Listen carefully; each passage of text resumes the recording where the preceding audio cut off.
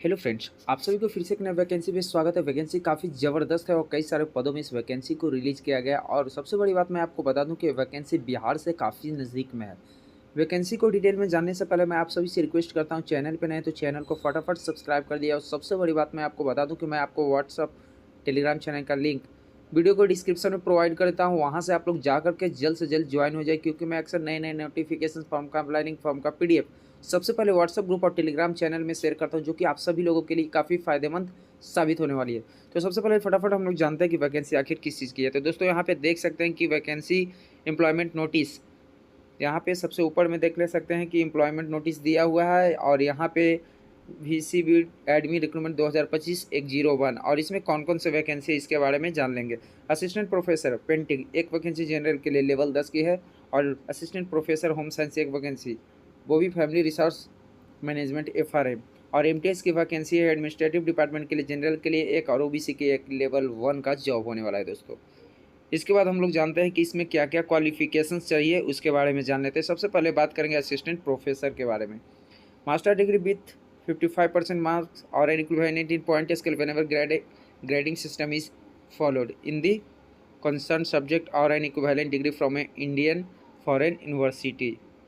इसके बाद इसमें देख लेना है कि आपको besides fulfilling the above qualification candidate must have clear the national NET net के conducted by the UGC CSIR or similar test accredited by the UGC like SLET, ACT, or who have been awarded a PhD degree is in accordance with the university of grant. यानी कि बोला जा रहा है कि वैसे candidate जो must be clear, जो क्लियर किए हुए हैं NET नेट।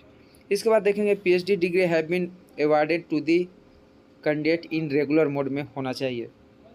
इसके बाद या आपके पास ए ट्रेडिशनल और professional artist with highly commendable professional achievement in the subject concern having a bachelor degree who has study under a not reputed traditional master. Reputed होना चाहिए, has been a great artist of AIR। और उसके बाद all India radio या Doordarshan, not applicable. इसके बाद has the ability to explain with logical reasoning the subject concerned and has adequate knowledge to teach theory with illustration in the discipline concerned। ये सारी चीज़ें आपको होनी चाहिए। सबसे बड़ी बात मैं आपको बता दूं कि यहाँ पे जो आप देख सकते हैं कि ऑल इंडिया रेडियो और Doordarshan has been A grade artist, यानी कि ए ग्रेड उनका डिग्री होना चाहिए एक्सपीरियंस में। इसके बाद सारा डिटेल्स पढ़ लीजिएगा। एज रिलैक्सेशन के बारे में बात किया जाए तो यहाँ पे खुद आप देख सकते हैं कि 5% में भी provided from 55% to 50% of the marks to PhD degree holders who have been master degree prior of 1991 वाले को। और इसके बाद देखेंगे हम लोग criteria for teaching position in assistant professor. इसमें A और B मास्टर डिग्री इसमें भी होना चाहिए 55% मार्क के साथ, और इसका भी सेम वही क्राइटेरिया है जो उसमें दिया हुआ है। आप एक बार इसको भी अच्छे तरीके से पढ़ लीजिएगा। इसके बाद देखते हैं दोस्तों MTS मल्टी टास्किंग स्टाफ, 18 से 32 साल उम्र सीमा, और इसका क्वालिफिकेशन मैट्रिक यानी कि 10th का सर्टिफिकेट होना चाहिए।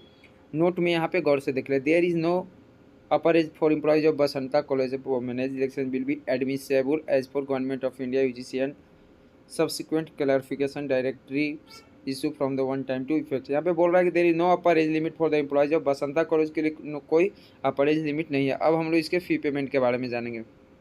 ए non refundable fee of Rs 1000 for general OBC category applicant for teaching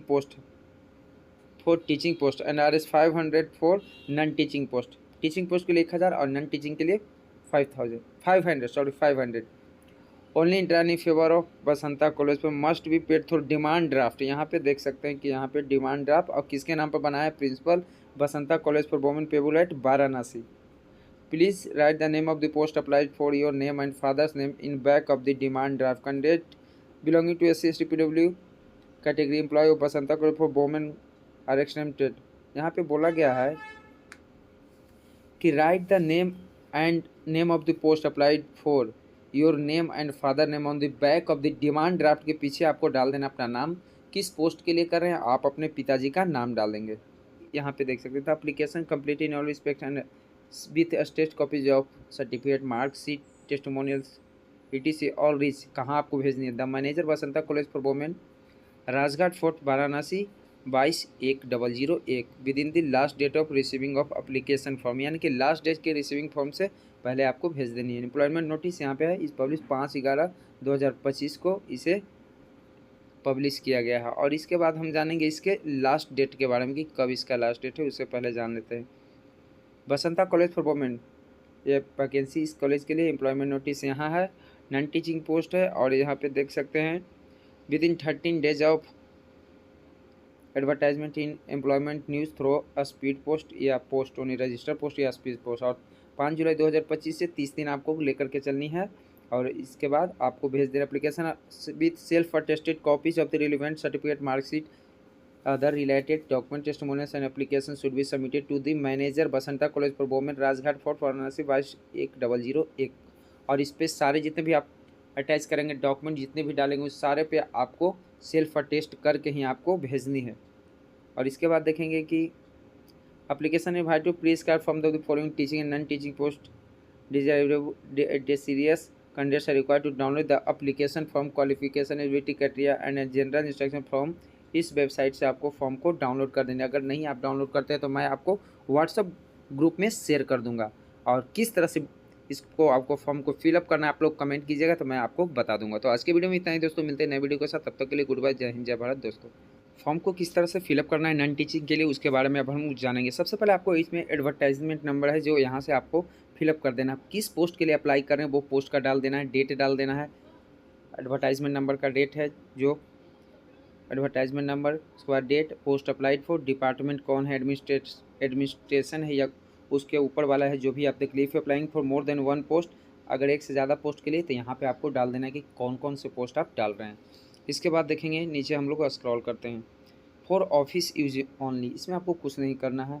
details of payment, DD number डालना है, डेट, अमाउंट किस बैंक से है, ब्रांच डाल देना है। इस पर passport size photograph here and sign across the photo so that part 2 signature should be on form. इसमें फ़ोटो डाल देना है, सेल्फ अटेस्ट कर देना है और फोटो पे ही सिग्नेचर रहना चाहिए।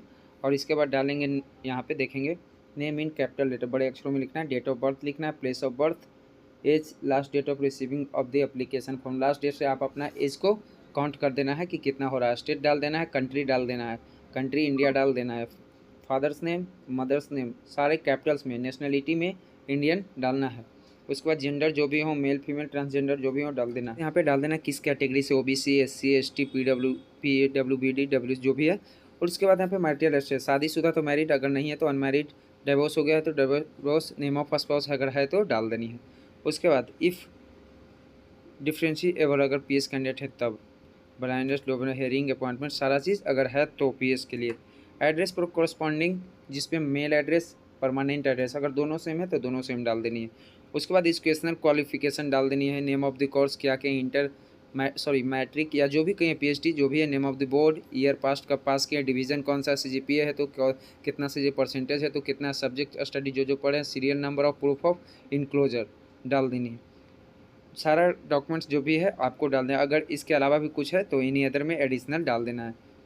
क्रॉनिकल लिस्ट ऑफ इनका एक्सपीरियंस है उसके लिए इसमें फिलअप करना है, add separate seat if required. Details of computer course, computer course डाल देना है, name of the course, name of the institute, duration, serial number of proof of enclosure डाल देना है। जीएमए नंबर पे आप डालिएगा, सीरियल दूसरा नंबर पे या तीसरा नंबर पे सारा चीज़ डाल देना है।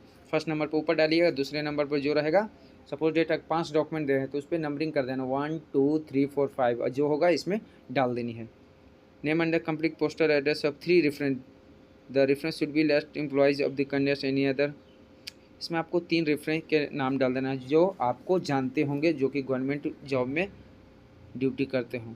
और इसमें से जो जो डॉक्यूमेंट्स आप दे रहे हैं सारे पे आप डाल देने की, नंबर ऑफ सीट्स कितना है, सीरियल नंबर ऑफ जो भी सीरियल नंबर इसमें डाल देना है। और मान लीजिए कि सपोज 10th में 2 है तो नंबर ऑफ सीट्स इसमें लिख देंगे 2, और मान लीजिए कि 5वें नंबर पे है तो फिर लिख देंगे 5, जो भी सर्टिफिकेट है इसमें डाल देना है। उसके बाद total number of seat enclose, मान लीजिए कि आप 5 देते हैं, 10 देते हैं तो यहाँ पे लिख देना है 10। उसके बाद have you been remanded reprimanded ever, उसके बाद गिव डिटेल्स इफ़ यस अगर है तो, और नहीं है तो नो कर देना है। और इसके बाद यहाँ पे देख सकते हैं कि अगर फिर भी कन्फ्यूजन होता है तो कमेंट कीजिएगा, पूरी सहायता आपको की जाएगी। इसके बाद ये सेल्फ डिक्लेरेशन है, इसमें आपको करने की ज़रूरत नहीं है। इंडोर्समेंट बाय द एम्प्लॉयर और इसमें कुछ आपको छेड़छाड़ नहीं करना है, क्योंकि ये ऑफिस यूज़ के लिए college for permanent signature of forwarding officer आपके लिए नहीं है। तो आज के वीडियो में इतना ही दोस्तों। फॉर्म फिलअप करने में अगर कन्फ्यूजन होता होगा तो कमेंट कीजिएगा, पूरी सहायता की जाएगी। तब तक के लिए गुड बाय, जय हिंद, जय भारत दोस्तों।